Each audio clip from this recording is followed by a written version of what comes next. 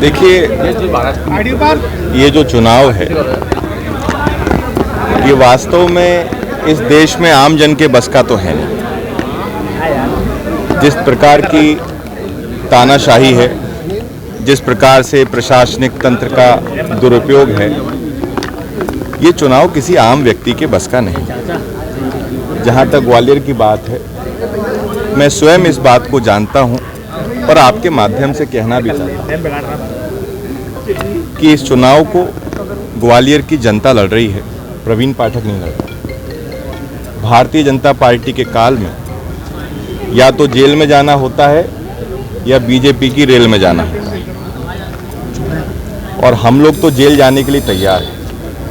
मुझे पूरा विश्वास है कि ग्वालियर लोकसभा के मेरे परिजन पूरा आशीर्वाद मुझे देंगे और प्रत्येक व्यक्ति इस चुनाव को प्रवीण पाठक बन के लड़ेगा। अभी तक तो मुकाबला कांग्रेस और बीजेपी में था, अब बहुजन समाज पार्टी का भी टिकट मैदान में है। क्या लगता है मुकाबला त्रिकोणीय हो गया, कुछ संघर्ष बढ़ गया आपका? क्या मैंने आपको फिर कहा कि मुकाबला त्रिकोणीय या चतुष्कोणीय नहीं है, ये देश में लोकतंत्र को बचाने की लड़ाई है।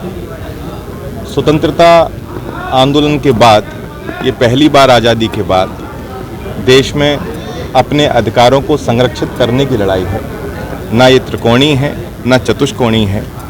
ये लड़ाई स्पष्ट तौर पर इस बात का प्रतीक है और संकेत है कि हमको लोकतंत्र को कैसे बचाना है। कल मुख्यमंत्री जी आए थे, उन्होंने कहा था कि प्रदेश की सभी 29 सीटें जीतेंगे, यहीं इसी जगह पे कहा था। और कांग्रेस भी ये दावा कर रही है कि इस बार पहले से ज़्यादा सीटें हासिल करेंगे। भिंड, ग्वालियर, मुरैना, गुना तमाम सीटें जहां कांग्रेस कह रही है कि इस बार जीतेंगे। क्या उम्मीद लग रही है आपको, किस आधार पे जीतेंगे?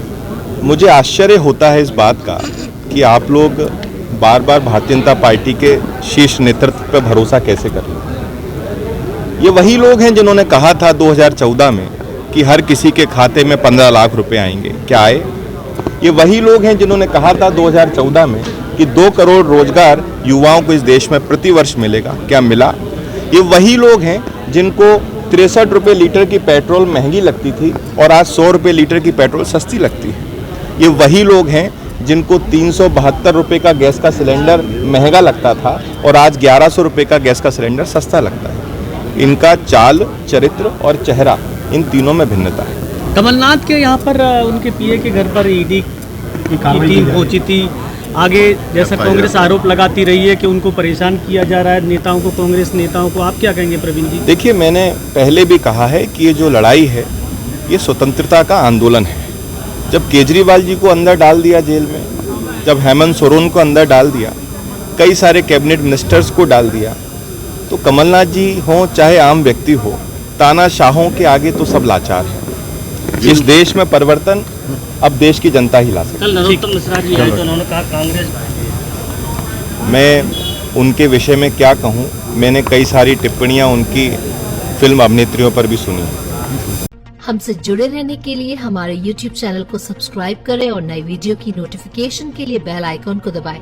अगर आप ये वीडियो Facebook पर देख रहे हैं तो लाइक जरूर करें और ज्यादा से ज्यादा शेयर करें। धन्यवाद।